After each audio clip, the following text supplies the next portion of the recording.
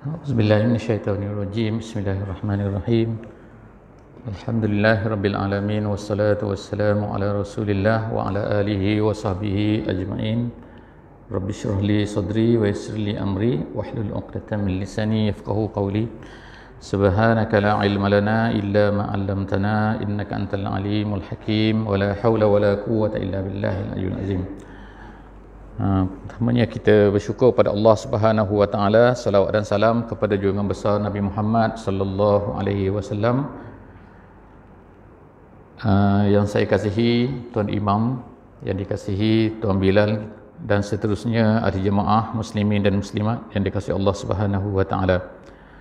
Alhamdulillah, pada malam ni kita diberi izin oleh Allah Subhanahu wa taala sekali lagi kita dapat bersama-sama dalam insya-Allah sesi As-Sirah An-Nabawiyah. Alhamdulillah, pada malam ni kita telah sampai ke malam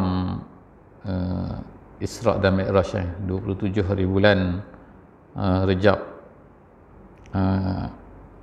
Jadi insya-Allah ada rasa sambutan insya-Allah di masjid ini. Tapi malam ni belum lagi. Jadi malam ni insya-Allah saya tak bercerita tentang Isra' dan Mi'raj. InsyaAllah akan diceritakanlah oleh ustaz-ustaz yang lain insyaAllah. Jadi pada malam ni kita sambung, insyaAllah saya akan cuba sambung kisah sirah nabawiyah kita, iaitu kita telah sampai kepada kisah dakwah Nabi sallallahu alaihi wasallam kepada orang Arab, orang Quraisy, orang-orang yang berada di kampung beliau pada masa itu, kampung baginda Nabi sallallahu alaihi wasallam, iaitu di Makkah Al-Mukarramah. Jadi kita telah sampai kepada tahun yang keempat insya-Allah pada malam ni, tahun yang keempat, iaitu Nabi selepas daripada habis tahun yang ketiga, baginda telah diperintahkan oleh Allah Subhanahu wa taala untuk berdakwah kepada, yang pertamanya ialah kepada keluarga baginda dengan turunnya ayat, iaitu wanzir ashiratakal aqrabin, berilah peringatan kepada kaum keluarga kamu yang terdekat. Itu yang pertama. Kemudian Nabi sallallahu alaihi wasallam telah menjemput keluarga baginda seramai 45 orang sebagaimana telah kita baca dulu. Dan kemudian selepas daripada itu sekali lagi, tetapi telah diganggu oleh Abu Lahab. Tetapi Nabi mendapat sokongan daripada Abu Talib. Selepas itu turunlah ayat fasda' bima tu'mar wa a'rid 'anil musyrikin. Ceritakan dengan jelas, zahirkan, ceritakan habis-habisan, i'lankan kepada seluruh masyarakat. Jadi Nabi SAW telah naik ke Bukit Safa dan kemudian telah memanggil orang-orang Arab semuanya yang berada di Mekah untuk mendengar apa yang nak diceritakan. Jadi Nabi kita telah menyampaikan dakwah baginda dan kemudian ditolak dengan jelas, dengan keras oleh Abu Lahab. Itu cerita yang kita telah dengar, kita telah ceritakan pada minggu lepas. Pada minggu ni kita akan masuk pula, iaitu apabila Nabi ni sallallahu alaihi wasallam telah menceritakan dengan jelas, dengan terang-terang, maka orang-orang yang bersama dengan baginda pun mulalah dikenakan seksaan-seksaan, penyeksaan-penyeksaan yang dipanggil sebagai ittihadat, iaitu penyeksaan fizikal. Kalau dulu kita baca tentang serangan-serangan bukan fizikal, tuduhan, labelan, apa lagi tu, cara-cara nyanyian, itu yang kita baca last sekali, iaitu seorang pembesar Quraisy ni telah membeli seorang penyanyi khusus buat pesta, buat konsert lah kita kata. Zaman sekarang ni konsert tu besar tapi zaman dulu ala-ala konsert lah, iaitu bila Nabi nak ceramah, maka dia pun akan bukalah pentas dia untuk menyanyi. Jadi bunyi dia kuat, mestilah orang tertarik. Jadi macam kita sekarang jugalah. Saya teringat hari itu sekali pesta tahun baru di tempat lain lah, bukan di sini pesta tahun baru. Di tempat yang tak jauh daripada ada satu masjid, di satu kawasan ni, yang hadir pesta tahun baru pada malam tu. Tahun baru 1 hari bulan, 31 hari bulan dah malam. Orang yang hadir tu lebih kurang 200,000. Pesta tahun baru, sambutan tu biasalah tu. Bukan di sini lah, kalau di sini 200,000 tu separuh negara lah tu. Di tempat lain. Tapi yang datang ada ceramah tepi tu, dia buat masjid ni. Yang datang tu tak berapa, 1,000-2,000 orang saja.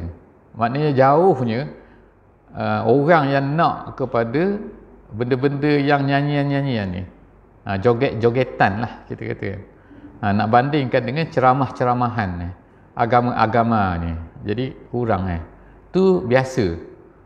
Kalau ramai orang nak ceramah ni, nak dengar ceramah, nak dengar agama tu, pelik sikit. Katakan kita contohlah kata tepi tu, depan tu ada padang tu contohnya kita buat pesta situ, tengok kalau ramai orang pergi ke situ, itu tak pelik. Kalau ramai orang datang sini, pelik.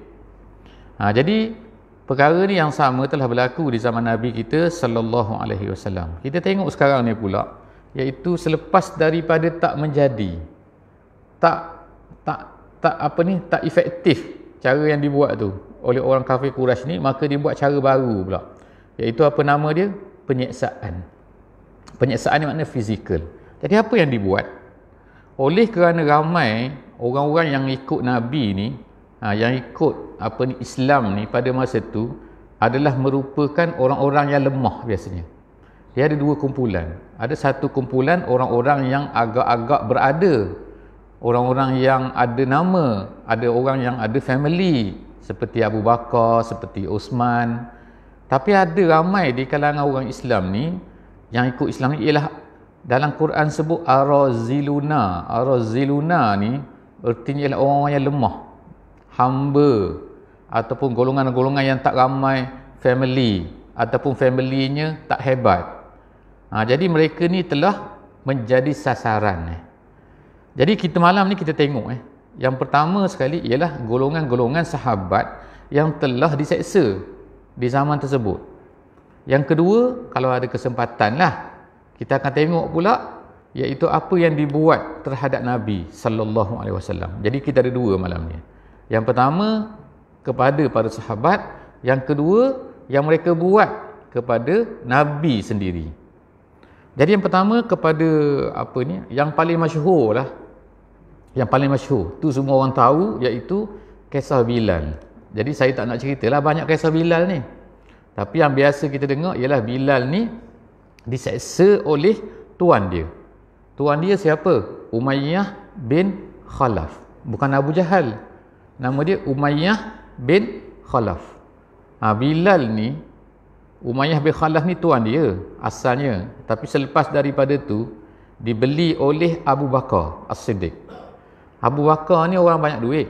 Jadi kerja dia round tu, dia tengok mana-mana orang yang kena seksa, orang hamba biasanya, maka dia akan minta beli. Sehingga ayah dia ni, ayah Abu Bakar ni pernah berkata lah kepada Abu Bakar, kenapa kau ni sibuk beli orang-orang yang lemah, orang-orang yang tak boleh nak pakai? Biasanya orang beli hamba ni orang kuat, hamba yang kuat untuk kerja, untuk apa. Tapi ni cari orang lemah, orang kena seksa, orang yang Abu Bakar kata macam ni lah lebih kurang ayah tak faham, dia kata. Dia ada dalam kepala sebab pada masa tu ayah Abu Bakar ni belum Islam lagi.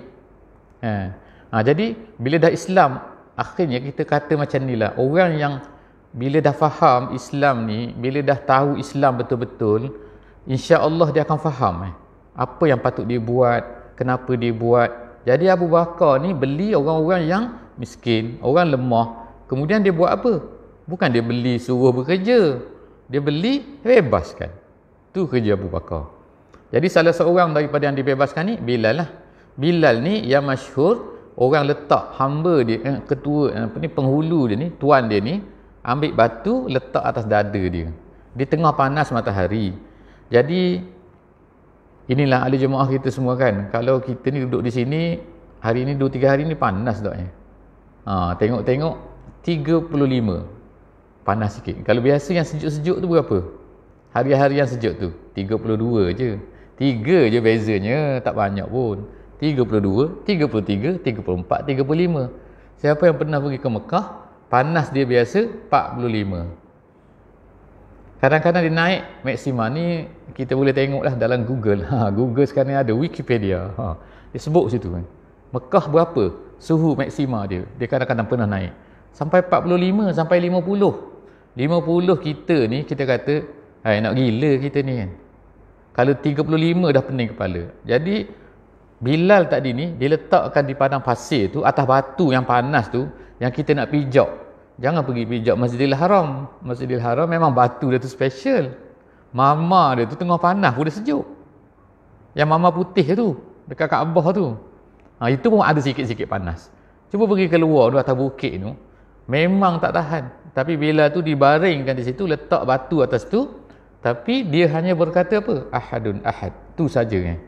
Bahkan Bilal kata, kalau aku tahu ada lagi perkataan yang mereka marah lagi, aku akan kata lagi kata tu. Jadi maknanya dia bukan 2 kali saja. Dia duduk ulang yang tu lah. Ahadun ahad hadun. Jadi orang kafir ni makin marah. Tuan dia lah kan, Umayyah bin Khalaf ni. Tu cerita dia.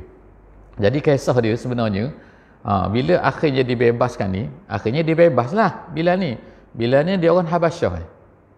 Orang Habasyah ni orang Ethiopia lah sekarang ni, kita kata orang seberang daripada tanah Arab tu. Jadi dia ni bila dia ni dah dibebaskan, dia masuk Islam. Kemudian bila disyariatkan azan, bila sampai ke Madinah tu, maka Nabi suruh azan. Jadi kemudian orang ni azan, suara tak nyaring. Orang ni azan, suara tak best. Orang ni azan, suara makin tidur, contohlah katanya kan. Jadi Nabi kata, mari Bilal mari sini. Kenapa dia kata? Nabi kata, anda sautan. Itu Nabi kata. Bilal ni, dia ni anda. Anda tu maknanya, suara dia tu nyaring dan sedap, tinggi. Maknanya, dulu mana ada pakai ni tu Saya pernah pergi ke apa ni, Sarajevo Sarajevo tu dia ada banyak masjid. Masjid itu jadi masjid. Pernah tu dekat nak maghrib seberjalan, dengar orang azan. Tapi bukan bunyi speaker, bunyi orang azan. Mana orang azan? Tengok atas menara masjid tu, rupanya style orang sana, dia tak pakai mikrofon. Dia naik atas menara tu, dia azan macam tu. Kuat suara dia. Jadi maknanya tu style zaman dulu agaknya macam tu. Dia naik tempat tinggi sikit, kemudian kita ni bukan kita yang naik, kita duduk sini je. Speaker naik atas. Tapi tak apalah, insya-Allah. Kalau nak suruh Bilal panjat atas tu penat kan. Tak sampai suara pula. Jadi tanda waktu sembahyang. Jadi Nabi SAW kata anda sautan. Sebab itulah sampai sekarang kita kata Bilal. Mana Bilal? Mana Bilal? Apa nama dia? Muhammad, bukan Bilal. Kan? Bilal tu ialah orang tu dulu. Nama sebenar tugas tu nama dia Muazzin, nama dia. Muazzin tu makna tukang azan. Tukang menyampaikan. Azan tu maknanya dia suara kuat supaya sampai kepada telinga orang. Uzun ni uzun. Jadi bila muazzin tu sampaikan kepada telinga tu. Semua orang. Jadi itu Bilal lah cerita dia. Tu satu kisah, satu daripada banyak-banyak penyiksaan yang berlaku di zaman Mekah ni. Tapi Bilal ni banyak cerita lagi dia tentang dia diseksa ni. Yang kedua, Bilal ni dia telah diikat leher dia ni oleh tuan dia, Umayyah bin Khalaf ni. Kemudian diberi kepada budak-budak supaya tarik. Buat main macam lembu tu, macam kambing tu.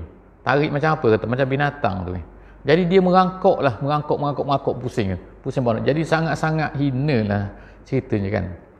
Sehingga nanti kita sampai nanti cerita bila perang Badar ada juga perasaan pada Bilal ni, aku nak cari mana penjahat tuan aku ni. Siapa? Umayyah bin Khalaf ni. Dia lah pergi bunuh Umayyah bin Khalaf tu. Mana Umayyah bin Khalaf ni? Dulu samsing sangat di Mekah ni, dia buat aku macam-macam. Jadi ada jugalah kalau kita tahu, dendam ke? Jadi matilah Umayyah bin Khalaf tu dalam perang Badar. Tu habis satu cerita. Cerita yang kedua, kita ada berapa orang lah kita nak cerita ni tentang sahabat ni. Yang kedua ialah Uthman. Uthman ni orang kaya. Uthman ni orang hebat. Tapi yang buat pada dia tu siapa? Iaitu bapa saudara dia sendiri, ammu dia. Ammu dia telah ikat dia, masukkan dia dalam tika. Tika dulu, tika daripada kurma. Tu. Kalau kita panggil sekarang tika apa? Ada tika yang jual kedai ada supermarket, adalah kan emporium tu dibuat daripada apa panggil tu tika tu. Tapi tika zaman dulu adalah, kalau panggil tika mengkuan ada lagi sini. Mengkuan ada wallahu alam ada. Yang dibuat daripada mengkuan tu, tempat saya banyak lagi. Tika tu. Jadi dia bungkus ke tika tu, masuk dalam tu, dia gulung Uthman tu, kemudian dia buat apa? Kemudian dia perasap kan, letak atas api, dia perasapkan bagi lemah. Kesian Uthman tu kira ni bukan budak ni, orang tua ni Uthman ni. Kan Uthman ni di antara sahabat yang maknanya yang hebat lah kata. Tapi macam tu dia buatnya. Tu yang kedua. Yang ketiga, kisah Mus'ab bin Umair. Mus'ab bin Umair pun masyhur juga. Dalam hadis-hadis yang diriwayatkan tentang cerita Mus'ab bin Umair ni, dia ni adalah seorang yang mana mak dia ni kaya. Mak dia tak beri sentuh buat kerja, tak perlu, awak tak perlu sentuh. Sebab apa? Mak orang kaya, duit banyak, bagi pakaian kepada Mus'ab bin Umair ni dengan pakaian yang comel-comel, yang indah-indah kan, sampai kulit dia tu sangat licin lah kata. Retinya pakai semua obat aku habis semua benda kedai tu kan, lotion semua pakai aku, lembut sampai bila tiba-tiba dia masuk Islam, macam manalah budak, mak dia marah pada dia. Mak dia kata apa? Kata, kalau kau tak murtad balik, murtad lah kita kata kan, kau dah murtad, dia kata, kau tak kembali semula kepada ajaran tok nenek kita ni, aku tak akan buat 4 perkara. Mak dia kata, yang pertamanya, aku tak nak masuk tempat berteduh ni, aku nak duduk di luar rumah tu, nak jemur panas. Yang kedua, aku tak nak makan. Yang ketiga, aku tak nak sikat rambut. Sikat rambut apa? Supaya rambut aku ni jadi macam menggerutu kot, kau tak sikat kan. Jadi perempuan pula, rambut panjang pula kan. Mak dia cakap. Yang keempat, mak dia kata, aku tak nak mandi. Tak nak makan, tak nak berteduh, tak nak mandi, tak nak sikat rambut. Mak dia apa? Mengancam dia tu. Mengugut dia. Dia kata apa? Dia kata, tak apalah mak, nak macam mana, saya ni Islam ni lebih sayang daripada ni. Tengok kan, sampai hati mak dia kata macam tu lah. Jadi habis kau nak ingat, nak tunggu mak kau ni mati? Tak apalah, nanti orang cakap pada dia kemudian tu, kesianlah mak kau. Dia kata tak apa, dia kata nanti bila panas mak aku masuk lah tu, bila lapar mak aku dia makan lah tu, bila banyak kutu atas kepala dia tu, dia bersikat lah tu, dia kata bila bau busuk tubuh dia mandi lah tu. Tu dia cakap dia. Sehingga pernah ada satu riwayat mengatakan, dia kata apa? Dia kata kalau mak ni ada 100 nyawa dan nyawa mak tu keluar satu demi satu, nescaya aku tak akan tinggalkan ajaran Muhammad ni. Sekali lagi dia kata mak, dia kata kalaulah mak ni ada 100 nyawa, 100 nyawa ni macam main game tu nak mati lepas tu hidup balik, mati tinggal ada berapa lagi. Orang main game tahu kot, kita ni orang lama-lama tak berapa main game jadi orang main game tu, kalau orang kita sekarang ni mati sekali, orang main game tu mati banyak kali dia kata tinggal berapa lagi. Nak tunjukkan apa? Mak, kalau mak mati banyak kali pun aku tak akan layan lah mak. Sebab apa? Mak ajak kepada benda yang murtad, mana boleh keluar daripada Islam Kalau nak ajak, nak beritahu benda lain, okey, no problem. Tapi kalau nak buat benda, sehinggalah Mus'ab ni akhirnya mak dia boykot dia, tak beri pakaian pada dia, tak dibenarkan balik rumah, sehingga kulit dia telah bertukar kerana lama sangat tu, bertukar seperti dalam hadis sebut seperti kulit ular. Kulit ular macam mana kulit ular? Tu bersisik tu. Mana teruk sangatlah. Sehingga bila Nabi SAW menerima orang daripada Madinah masuk Islam 6 orang pada tahun yang ke-11 tahun yang ke-11 kenabian, bukan tahun ke-11 Hijrah. Bila Islamnya 6 orang daripada Madinah, maka Nabi SAW buat apa? Nabi SAW telah tawarkan kepada para sahabat ni, siapa yang nak pergi ke Madinah, tolong ajar 6 orang tu. Sebab apa? 6 orang tu baru masuk Islam. Masuk Islam di mana? Di Mina. Mina berapa hari? Paling kuat orang tinggal di Mina ni 3 hari dah. Kalau dalam kisah Islamnya, orang Madinah ni yang mula-mula dulu, yang mula-mula masuk Islam daripada Madinah ni ialah hari terakhir. Dia panggil tahallul. Dah nak tahallul dah. Habis dah. Nak balik dah. Dah nak bungkus-bungkus dah. Bungkus-bungkus pakaian nak balik. Tiba-tiba Nabi pergi pada mereka. Nabi kata cerita-cerita. Mereka pun masuk Islam. Bila mereka masuk Islam, mereka pun balik. Balik ke Madinah. Balik ke Yasrib lah pada masa tu. Jadi bila balik ke Yasrib, tak ada orang nak mengajar mereka. Nabi beritahu, wahai sahabat semua, siapa yang nak pergi ke Madinah tu untuk mengajar. Madinah ni 500 km kira jauh lah. 500 padang pasir pula. Siapa yang pergi tu? Mus'ab ni.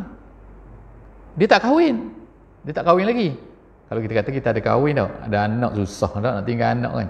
Orang zaman dulu ni bila nak pergi berjuang, dia tak kira anak-anak lah. Nanti anak ada, kalau macam tu, kalau semua orang ada anak, ramai orang ada anak lah. Abu Bakar ada anak, ni ada anak, main semua tinggal di rumah lah kalau macam tu. Bayangkan kita kalaulah Mus'ab ni tak pergi ke Madinah, siapa agaknya nak ajar orang Madinah tu Islam? Sebab itulah dia pergi tu. Dia pergi dan dia dipanggil sebagai mukri. Dia panggil mukri ni, dia tukang baca. Jadi dia banyak dah, sebab dia ikut Nabi daripada awal, dia banyak dah faham Islam, dia banyak dah Quran. Dia pergi ke Madinah, dia tolong baca, sehingga ramai orang di Madinah tu masuk Islam hasil daripada usaha dia. Dan dia ni telah mati dalam peperangan Uhud. Tak sempat nak kahwin. Dan bila dia mati tu, dia kata Mus'ab bin Umair ni tidak ada tempat dalam tubuh dia ni yang tidak hancur hari tu. Sehingga orang tak kenal mayat dia tu. Tak kenal mayat dia. Sehinggalah saudara perempuan dia pergi buat pengecaman. Pergi cam mayat tu, boleh kenal daripada kuku je. Maknanya kalau boleh kenal daripada kuku ni, maknanya muka tak ada lah. Gitulah tak? Hancur semua. Kena tikam dengan tembak, kena pedang, semua tu hancur. Sampai tengok, adik kakak dia tengok, kuku ni kuku Mus'ab ni, dia kata. Sebab itulah Nabi SAW masa nak tanam dia tu menangis. Yang pertamanya mayat dia macam tu. Yang keduanya ialah nak tarik pakaian dia untuk kafankan dia tu tak cukup. Mus'ab ni tak cukup. Macam mana? Sebab pendek kan. Bila tarik ke bawah, keluar kepala. Bila tutup kepala, keluar kaki. Jadi Nabi kata tutup kepala, kaki ni tutup dengan rumput. Maknanya ceritanya Nabi menangis tu sebab apa? Teringat dia tu, Nabi kata di Mekah dulu, dia ni memakai pakaian yang paling lembut dan memakai bauan-bauan yang paling sedap sekali, yang paling indah di Mekah dulu. Tapi begini bila dia mati. Tapi alhamdulillah kan, dia mati syahid dan masuk syurga insya-Allah. Tu Mus'ab bin Umair. Yang ketiga, baru berapa tu? Baru 2. 3 dah kan? Yang keempat, Suhaib bin Sinan Ar-Rumi. Suhaib bin Sinan Ar-Rumi yang digelar sebagai Abu Yahya. Dia ni adalah seorang sahabat yang berasal daripada Iraq. Hamba juga. Dia ni hamba. Kalau ikut ceritanya. Ada yang kata dia ni orang Rom, dia kata ni. Nama dia Suhaib. Tapi ada orang kata dia ni bukan Rom, dia orang Arab, tapi telah ditangkap dan dijual kepada orang Rom. Sejak daripada umur dia 6 tahun, dia telah dikurung dihidup bersama-sama dengan orang Rom di Istanbul. Istanbul zaman sekarang. Zaman dulu nama dia Konstantinopel. Jadi dia duduk di sana sehingga dia tak fasih bercakap Arab. Tak pandai bercakap Arab pada mula-mula tu. Dia pandai cakap Rom je. Rom ni cakap Itali lah kita kata sekarang ni. Gitu lebih kurang. Jadi kemudian tiba-tiba dia telah lari sampai ke Mekah, lalu dibebas. Lalu dia pun tinggal di Mekah. Bila Nabi SAW ajak Islam, dia pun masuk Islam. Bila dia masuk Islam, dia ni berniaga, dia pandai berniaga. Tapi dia oleh kerana dia ni bekas hamba, jadi dia telah diseksa juga di Mekah tu. Tu yang keempat. Yang kelima, seorang sahabat pula ni bernama Ammar bin Yasir. Ammar bin Yasir ni dia bukan seorang, tapi dia ni family, 3 orang. Tiga-tiga ni masuk Islam awal-awal lagi. Ammar, ayah dia Yasir, dan kemudian mak dia Sumayyah. Tiga-tiga sekali. Jadi Sumayyah ni perempuan tua. Dia ni tua, hamba yang tua dah. Ayah dia ni, ayah kepada Ammar ni Yasir pun tua juga.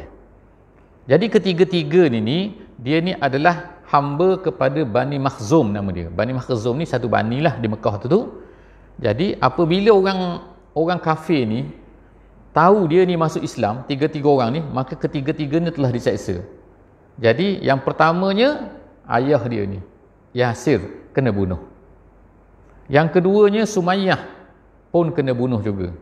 Kena bunuh Sumayyah ni dahsyat sikit dalam cerita tu, iaitu dia telah dicucuk dengan tombak daripada bawah dia tu. Bawah nak kata apa? Bawah kemaluan dia, macam tu lah. Bawa daripada belakang tu. Maknanya dibaringkan, kemudian dicocok situ sehingga mati. Jadi, dan kemudian yang ketiga, anak dia ni Ammar. Pada masa ketiga-tiga ni diseksa, jadi datang lalu Nabi SAW pada masa tu. Nabi lalu tempat tu. Nabi tengok. Nabi tolong ke? Nabi tolong tampar ke benda ke? Tak. Tapi Nabi berkata je dengan satu kata-kata dia yang masyhur dalam hadisnya, iaitu apa?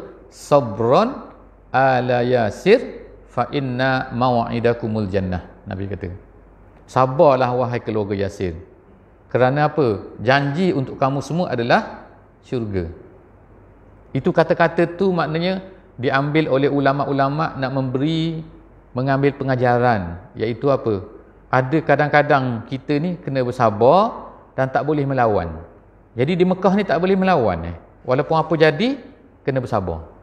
Sebagaimana Sumayyah, sebagaimana Yasir, dan sebagaimana Ammar. Jadi yang masih hidup ni Ammar. Sebab dia ni kuat sikit lah, dia ni muda sikit. Tapi apabila orang dah tekan dia, paksa dia, kemudian dia pun berkatalah kalimatal kufri. Dia kata juga, dia ikut orang kafir tu. Orang kafir kata apa? Ni Tuhan tak? Tuhan, dia kata. Ni Tuhan tak? Latak? Tuhan. Hubal? Tuhan. Ni Uzza? Tuhan. Semua Tuhan dia. Semut? Tuhan. Semut yang lalu pun dia kata Tuhan juga. Nak cerita, dia kata pada masa tu sebab dia ni kepala dah tak betul. Sebab teruk sangat kena seksa. Jadi apabila dia dilepaskan, bila dah sebut Tuhan tu, maka dia dilepaskan. Bila dilepaskan, dia pergilah bersegera berjumpa dengan Nabi SAW. Dia sedar balik dah bahawa tadi dia telah mengaku ni Tuhan, ni Tuhan, ni Tuhan. Kemudian turunlah ayat. Ayat apa? Ayat yang khusus untuk dia tu, special untuk dia, dan juga untuk orang-orang lain lah selepas daripada tu, iaitu apabila mereka ni dipaksa, maka mereka ni tidak salah jika mereka ni berkata kalimatal kufri. Dia kata dalam Quran surah An-Nahli, Allah Subhanahu Wa Taala berfirman, man kafara billahi min ba'di imanihi illa man ukrih wa qalbuhu mutmainnun bil iman. Kecuali orang-orang yang kafir kepada Allah selepas daripada beriman, Allah Taala kutuk dia masuk neraka, melainkan Allah Taala sebut satu saja, iaitu apabila orang itu yang dipaksa dengan syarat hati dia masih lagi beriman. Maknanya wa qalbuhu mutmainnun. Mutmainnun tu maknanya itminan. Macam kita semayang tu tamakninah. Tamakninah tu maknanya kita kena berhenti sekejap. Sekadar subhanallah. Maknanya kena bertenang dulu. Ataupun dalam Quran kata illa man atallah biqalbin salim. Kemudian tu Allah Taala kata sebut itu ialah mutmainnah. Iaitu dipanggil nafsu, ya ayyatuhan nafsu al-mutmainnah, wahai jiwa yang tenang. Tenang situ maksudnya apa? Hati dia tak bergoyang. Dia ni tetap juga beriman, cuma disebut tu kan apa? Dipaksa. Jadi orang yang dipaksa tak apa. Kemudian tu Ammar dan juga family dia. Yang seterusnya ialah seorang sahabat bernama Abu Fukaihah. Abu Fukaihah. Nama dia Aflah, nama dia. Dia ni adalah seorang hamba juga, dan dia ni sama dibuat sebagaimana dibuat kepada Bilal. Jadi yang masyhurnya kita dengar Bilal, tapi Abu Fukaihah ataupun Aflah ni juga telah diazab sehinggalah akhirnya dia berpindah ke Habasyah. yang akan kita cerita tak lama lagi lah insya-Allah kan. Cerita berpindah ke Habasyah ni, iaitu Nabi SAW beri kebenaran kepada para sahabat ni untuk berpindah kerana keadaan-keadaan yang tertentu kan. Kemudian seterusnya ialah Khabbab. Khabbab bin Al-Arat nama dia macam tu Khabbab bin Al-Arat juga seorang sahabat yang masyhur. Sebab apa masyhur? Nanti kita akan baca cerita dia. Dia ni macam kita kata tukang pergi kepada rumah-rumah orang Islam untuk mengajar. Khabbab ni. Nanti kita akan baca cerita macam mana Umar masuk Islam Umar masuk Islam dulu ialah apabila dia pergi rumah adik dia. Tiba-tiba dia dengar adik dia ni daripada luar rumah tu, dia dengar adik dia sedang baca Quran.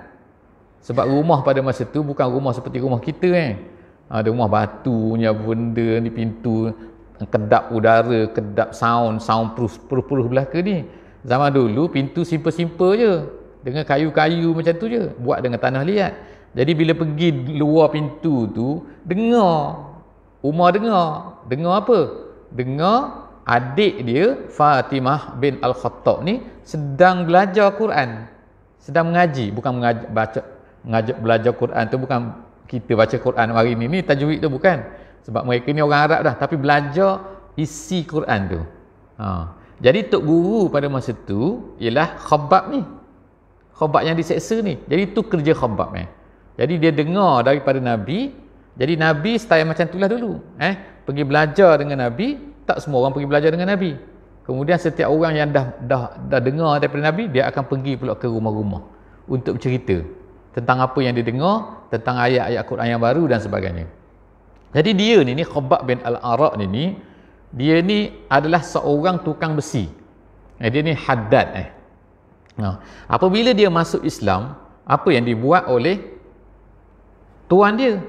Oleh kerana dia ni hamba, dia kata oleh kerana dia tukang besi, ambil besi tu yang menyala tu, yang merah-merah, letak atas belakang dia dengan leher dia kata. Besi orang besi letak kena tangan pun, ni orang panggil apa, gelembung apa leceh tu kan. Ni letak atas belakang. Lepas tu pula tak puas hati tuan dia ni, dia ambil Khabbab ni dia letak atas tu, macam orang kata panggil apa, macam panggang tu Kalau kita panggang kambing kambing seekor, kambing benda pusing, kambing golek, kambing apa kan, tak, ni letak atas panggang tu. Kemudian dia kata sehingga letak bara di bawah tu, nyalakan tu. Nak supaya apa? Suruh murtad kata. Kena kembali semula kepada ajaran asal. Jadi sehingga dia ceritakan dalam tu ialah sehingga padamlah bara api tu. Kerana apa? Kerana banyaknya lemak yang turun tu, minyak yang turun daripada badan dia tu. Makna kita nak kata apa? Macam goreng ikan, macam goreng kambing dia orang tu dia goreng macam tu. Dia bakar macam tu. Itu yang berlaku kepada Khabbab bin Al-Arat Tapi mereka semua ni masya-Allah orang-orang yang sangat sabar lah.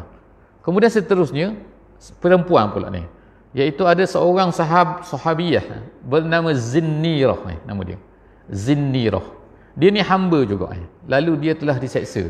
Kemudian dicocok mata dia sehingga buta. Kemudian apa dia kata? Apa yang orang ni kata? Tengok tu. Orang-orang kafir kata, tengok mata kamu ni dah buta dah. Dia kata, dah buta dah. Itulah tu, awak ni kafir sangat. Sebab itulah dia kata. Tak, dia kata. Zinnirah kata tak, dia kata. Mata aku bukan disebabkan berhala yang membutakan mata aku. Allah Ta'ala akan gantikan balik mata aku, dia kata. Tengok-tengok esok, mata dia elok-elok pula. Jadi orang kafir kata apa pula? Orang kafir kata Zinnirah ni, dia kata, dia kata, inilah sihir Muhammad, dia kata. Memang Muhammad ni memang tukang sihir yang pandai. Tu memang ada sajalah kan. Seterusnya ialah seorang lagi yang bernama Ummu Ubais. Pun kita tak pernah dengar juga ni, Ummu Ubais. Tapi saya tak nak cerita panjang lah pasal cerita ni. Nak cerita lagi seorang hamba kepada Umar bin Al-Khattab. Umar bin Al-Khattab. Jadi Umar bin Al-Khattab ni dia ni pada masa tu dia masih kafir. Umar Al-Khattab ni dia masuk Islam pada tahun yang kelima. Jadi sempatlah 2 tahun dia ni memberi saham untuk menyeksa orang dia ni. Sebelum daripada orang jadi something besar jugalah dia ni. Cuma nama dia tak tersenarai. Nanti kita akan cerita. Cuma oleh kerana jahatnya Umar pada masa tu, sehingga ada seorang sahabat tu dengan isteri dia yang Islam, dia kata, aku tengok ni macam Umar ni ada gaya-gaya nak Islam. Isteri dia kata kepada suami dia. Sebab apa? Adalah tanda-tanda tu, macam dia kata, gaya-gaya macam ada cakap baik sikit ke macam mana ke. Jadi dia kata ada gaya-gaya nak masuk Islam. Apa suami dia cakap? Bila isteri dia cakap macam tu kepada suami dia kata, Umar nak masuk Islam. Kalau keldai dia masuk, dia dengan keldai dia kata keldai dulu masuk Islam, barulah Umar tu masuk Islam.